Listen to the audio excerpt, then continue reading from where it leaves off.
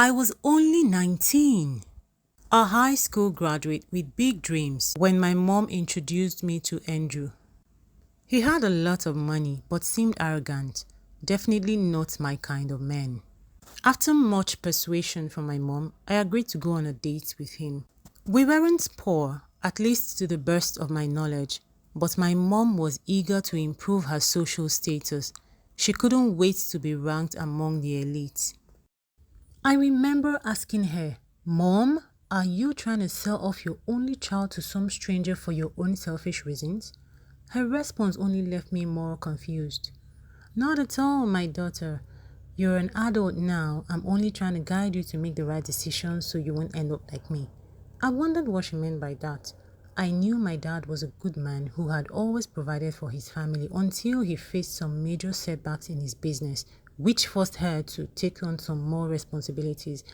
I guess she grew tired of the burden. There was something about this Andrew guy. I couldn't pinpoint exactly what, but I felt it deep in my spirit. We were not compatible. After the argument with my mom, I tried to suppress the uneasy feeling I had about him and force myself to be more open and positive. Maybe she's right, I thought. After all, she wouldn't make a bad choice for her beloved daughter, or so I hoped. Our first date went better than I expected, but I knew I needed at least 2 months of dating him to decide if he had the values I wanted in a husband. Sadly, neither him nor my mom saw reasons with me. My mom advised that I move in with him immediately if I wanted to know more about him, and Mr. Andrew, he made it clear that he didn't have all the time. He told me he was a very busy man who traveled frequently and devoted his full attention to his business to ensure he thrived. That was the first red flag I shouldn't have ignored, but I guess I was naive, or maybe I was still considering him since he promised to pay my way through school. I knew my dreams were big and I wanted to start early, but not at the expense of my happiness. I spoke with my dad about how confused I felt, and he told me how much he loved me and that I didn't have to rush into marriage. He reminded me that I didn't have to get married at 19 and assured me he was working on getting a better job so I wouldn't end up with a man I didn't like just because of money.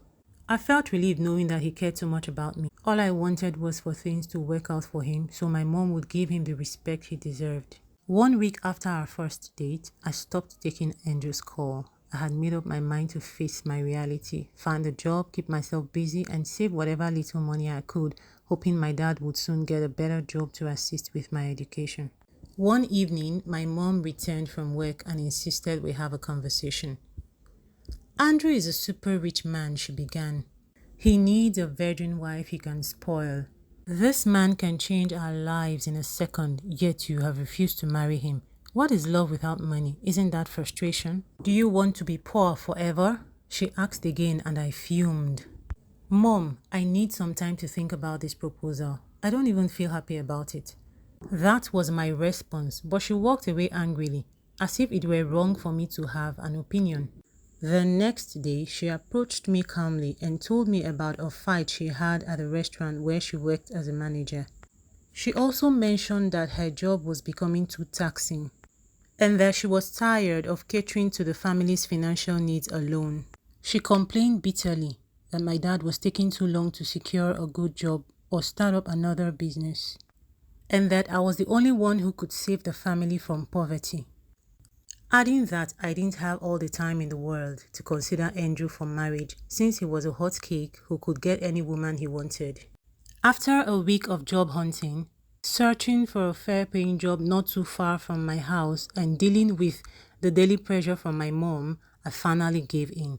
I agreed to marry Andrew. My dad couldn't believe it. But as for my mom, that was the best news she had heard in a long time. She took me shopping, bought me new and expensive clothes, and got actively involved in the wedding planning. In less than a month of meeting Andrew, we were officially married. He began making preparations for me to go back to school. I was glad about that, but every other thing felt uninteresting. There was no doubt he lived in a mansion, and at first, the thought of moving into such luxury felt comforting, but the feeling did not last. 2 days after the wedding, my newly wedded husband was out of town on a business trip. and I was all alone in his big mansion, except for the maids who stayed in their quarters and only came in occasionally to clean and cook. I felt like a piece of furniture in his house whenever he was away, and even when he was at home, he only sent for me when he needed me to perform my wifely duties. I counted down to my resumption date, believing that once school resumed, I'd feel better and more productive, and I would no longer be bored or depressed. Eventually, school resumed, and the activities helped keep me busy.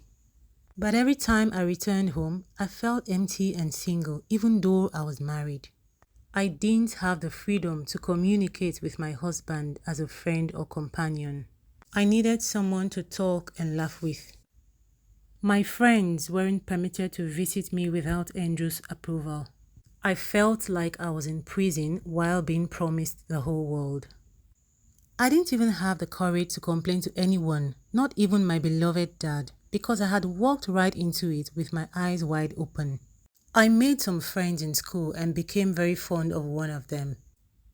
Peter was my coursemate and he always looked out for me. We grew close and I always looked forward to seeing him every day I was in school. Some days, instead of rushing back home after classes, I pretended to be busy with schoolwork while spending time chatting and playing fun games with my friends, Peter, Pamela, and Laura.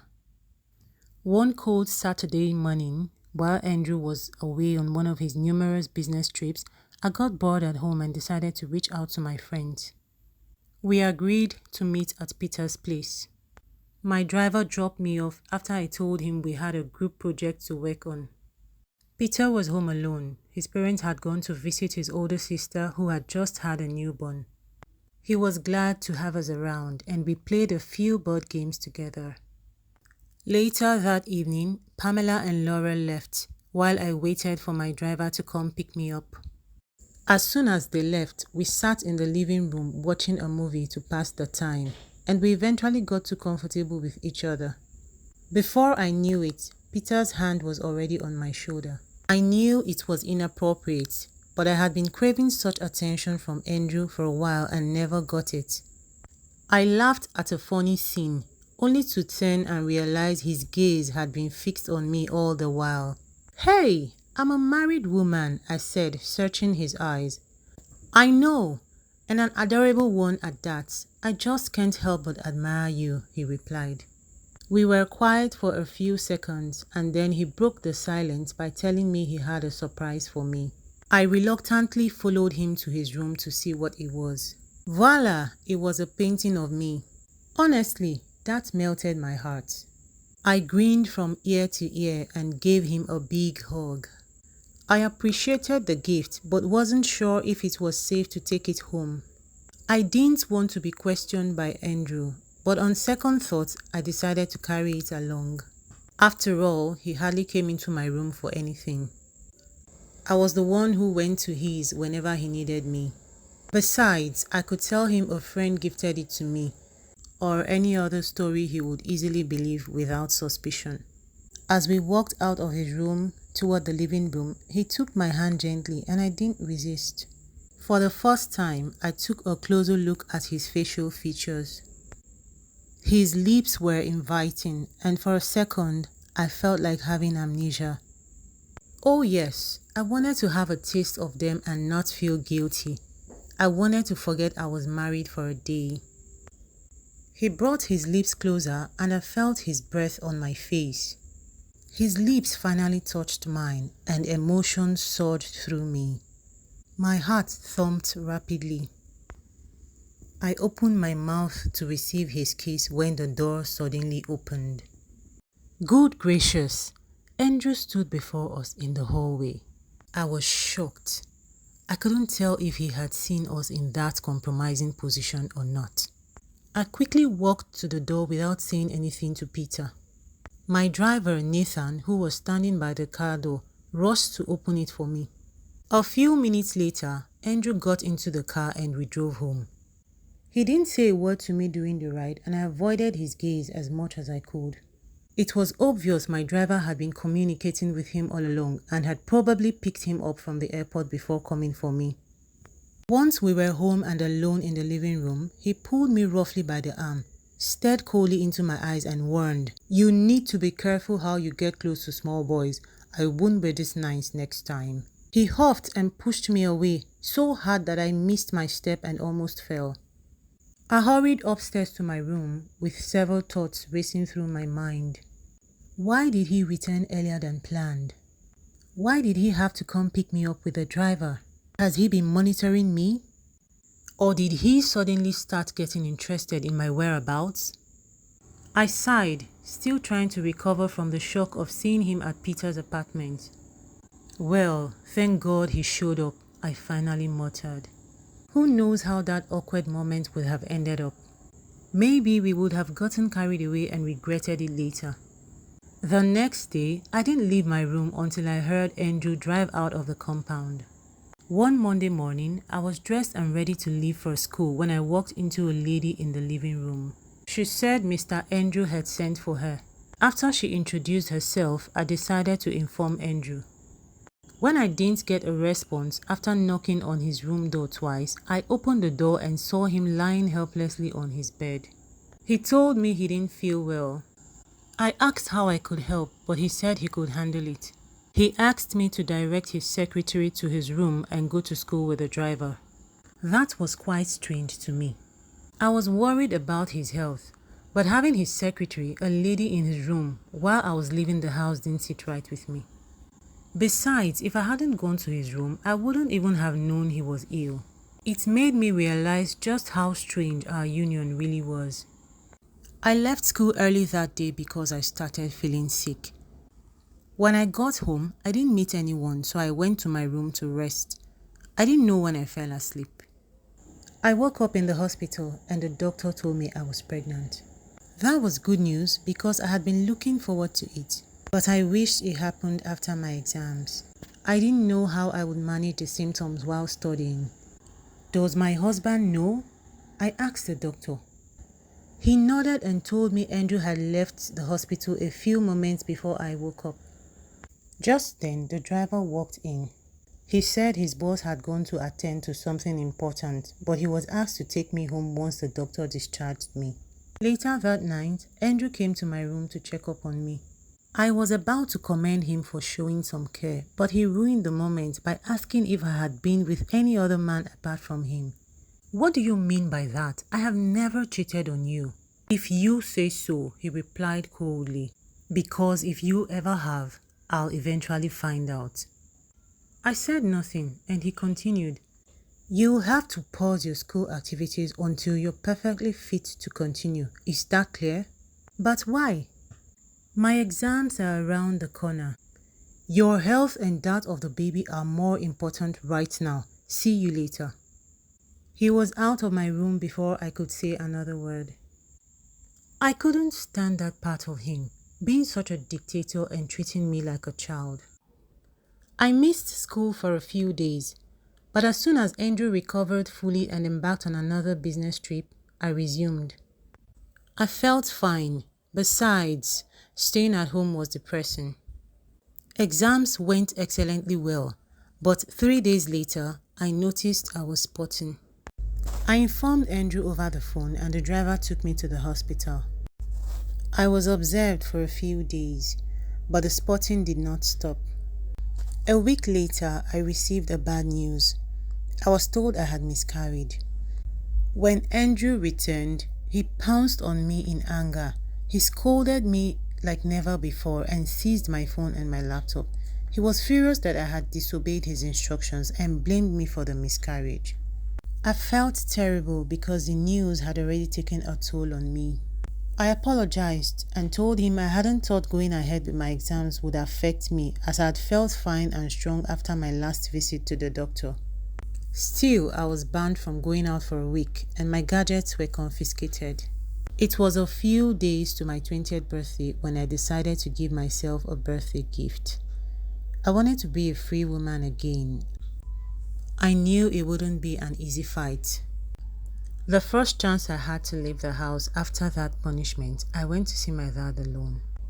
I told him everything that had been happening in my marriage, that I was being treated like a child rather than a partner. that Andrew ordered me around and barely spent quality time with me. I even told him how I almost cheated because I was neglected by my so-called husband. The only time I disobeyed him was when I refused to miss my exams, and he wouldn't stop blaming me for the miscarriage, saying I probably didn't want to have his baby. The mistake has happened and I regret disobeying his orders, I added, but I think at this point I'm done. I'm not going back to that house. At that moment, my mother walked in. She wasn't happy to see me, probably because she had heard the last thing I said. "Did he cheat on you?" she asked. I didn't catch him cheating, but I wouldn't be surprised if he did. With the way we relate, I can never catch him unless he wants me to. "Did he hit you?" she asked again. "No, but I've been abused mentally and emotionally, and I don't feel happy in that house." "But you can't just walk out of your marriage like that." "Mom, if you don't want me in your house, I'll go stay elsewhere," I said and stood up to leave, but my dad stopped me. Surprisingly, Andrew didn't call that day. He was probably too busy to notice I wasn't home. 2 days later, he showed up at my parents' house after speaking with my mom on the phone. My father told him about my concerns, but he brushed them off and promised to resolve everything privately if I returned home with him. I didn't flinch. I had thought about the marriage and made up my mind to end it for good. I was too young to be called a Mrs. while living a lonely and unhappy life. Andrew got upset when I insisted on a divorce. He said he could give me some time to think about it, but insisted I live with him. When he saw I was determined not to follow him, he said angrily, "Fine, if you must leave unprovoked, then you and your family should return everything I've invested in you over the past year. And know that I'll stop funding your education. We can all be mad, right? I'm sick of your childish attitude." He was already taking his leave when I spoke up. "Yes, you can stop paying my fees and will return every dime you spent on my family. But remember, I was a virgin when you married me. You know what you also need to return, right?" "What?" He snapped. "I see you've grown wings. I thought you were calm, humble, and submissive, but it's obvious your mother deceived me. Bunch of poor, desperate fellows. I won't stay here and argue, but you'll regret this. You think you can walk out of my life just like that? Humiliate me? Stay back and don't step foot in my house anymore. And for your information, you won't be getting a dime from me." "That's fine," I said quietly, and that seemed to anger him even more. By now, some of the neighbors were already watching us. After he left, my dad and I discovered that Andrew had been making huge deposits into my mom's account. She tried to explain why she hadn't told us, but none of her excuses made sense. I finally understood why Andrew saw me as something he had bought. My mom made it clear that she wouldn't spend a dime on my fees because she had invested most of the money into real estate. She was upset that I couldn't endure the marriage until I became a graduate. For the first time in a long while, my dad confronted her and told her he was fed up with the marriage. I tried to calm him down, but he was too upset. He apologized for allowing my mom practically sell me off to a man I didn't want to be with. He left the house that night, came back the next morning, packed his bags and said he was going to his sister's place until he figured out what he wanted to do. Since I became an adult, I had never seen my dad sleep outside our home until that day. When I couldn't stop him, I packed a few things and joined him. There was no way I would stay with my mom when we hardly agreed on anything. She was also not happy that I had left Andrew, and I didn't want her frustration directed at me. He dropped a note for her and we left. It was a 3-hour drive to my aunt's place, and she was so happy to see us.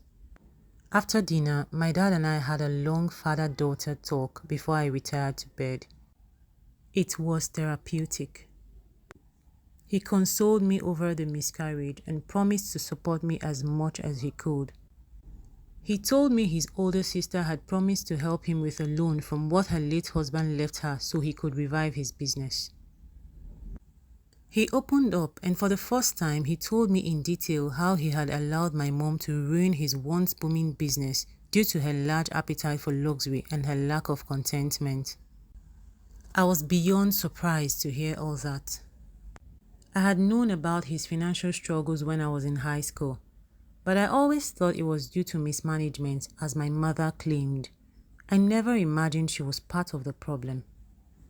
He had done a good job protecting her image and making her look like the perfect, loving wife until I was old enough to see through her. My mom called later that evening and I told her I was fine with my dad. She passed a message from Andrew. He wanted a quiet dissolution, which was fine by me. When I asked if she had spoken with my dad, she sighed and said he was only being dramatic and would return home soon. I stayed with my dad at my aunt's place for 2 weeks, then moved into a new apartment provided by my new employer. I was working as an executive chef at a 5-star hotel.